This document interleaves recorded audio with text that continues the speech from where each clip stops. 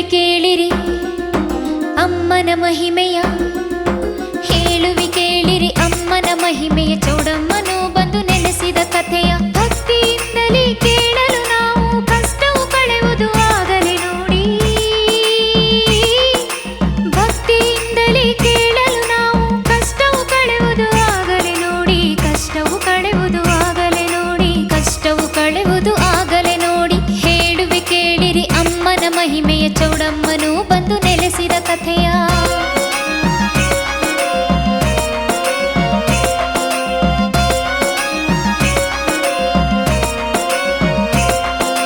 ದಶವಂತನೆಂಬ ಧರ್ಮರಾಜನು ಆಳುತ್ತಲಿದ್ದಾಗ ದಸರಿಘಟ್ಟವು ಕಂಡಿತ್ತು ಸುಖ ಸಂತಸಾಗ.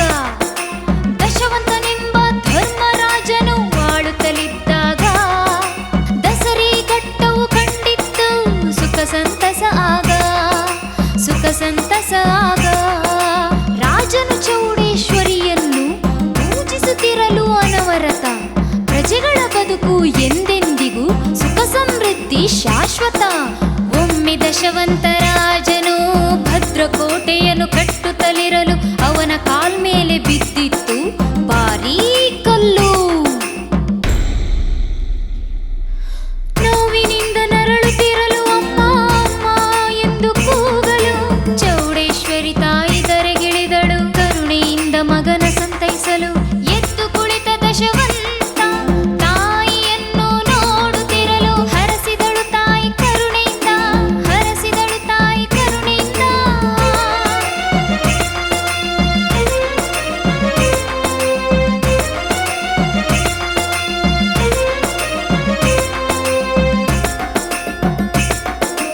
ನಂದವರ ರಾಜ್ಯವನ್ನು ನಂದರಾಜನು ಆಳುತ್ತಲಿದ್ದನ ಕಾಲದಲ್ಲಿ ಚೌಡ ಎಂಬ ಶಿರಸುಳ್ಳ ತಾಯಿ ಈಶ್ವರನ ಪತ್ನಿ ಈಶ್ವರಿಯು ರಾಜನು ಬೇಡಲು ಭಕ್ತಿಯಿಂದ ಚೌಡೇಶ್ವರಿ ಎಂಬ ಹೆಸರಾಯಿತು.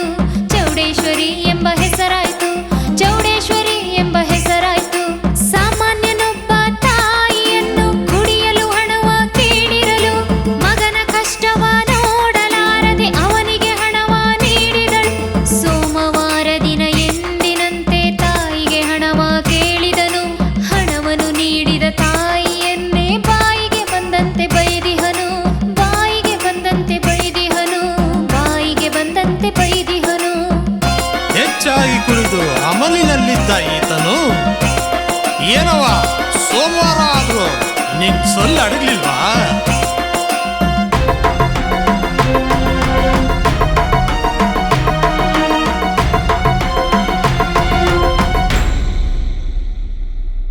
ಕೋಪಗೊಂಡ ತಾಯಿ ಶಾಪವನ್ನು ಕೊಟ್ಟಳು.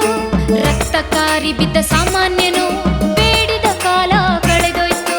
ಹೇಳುವಿ ಕೇಳಿರಿ ಅಮ್ಮನ ಮಹಿಮೆಯ, ಚೌಡಮ್ಮನು ಬಂದು ನೆಲೆಸಿದ ಕಥೆಯ. ಭಕ್ತಿಯಿಂದಲೇ ಕೇಳಲು ನಾವು ಕಷ್ಟವು ಕಳೆಯುವುದು ಆಗಲೇ ನೋಡಿ. ಭಕ್ತಿಯಿಂದಲೇ ಕೇಳಲು ನಾವು ಕಷ್ಟವು ಕಳೆಯುವುದು ಆಗಲೇ ನೋಡಿ. ಕಷ್ಟವು ಕಳೆಯುವುದು ಆಗಲೇ ನೋಡಿ. ಕಷ್ಟವು ಕಳೆಯುವುದು ಆಗಲೇ ನೋಡಿ. ಹೇಳುವೆ ಕೇಳಿರಿ ಅಮ್ಮನ ಮಹಿಮೆಯ, ಚೌಡಮ್ಮನು ಬಂದು ನೆಲೆಸಿದ ಕಥೆಯ.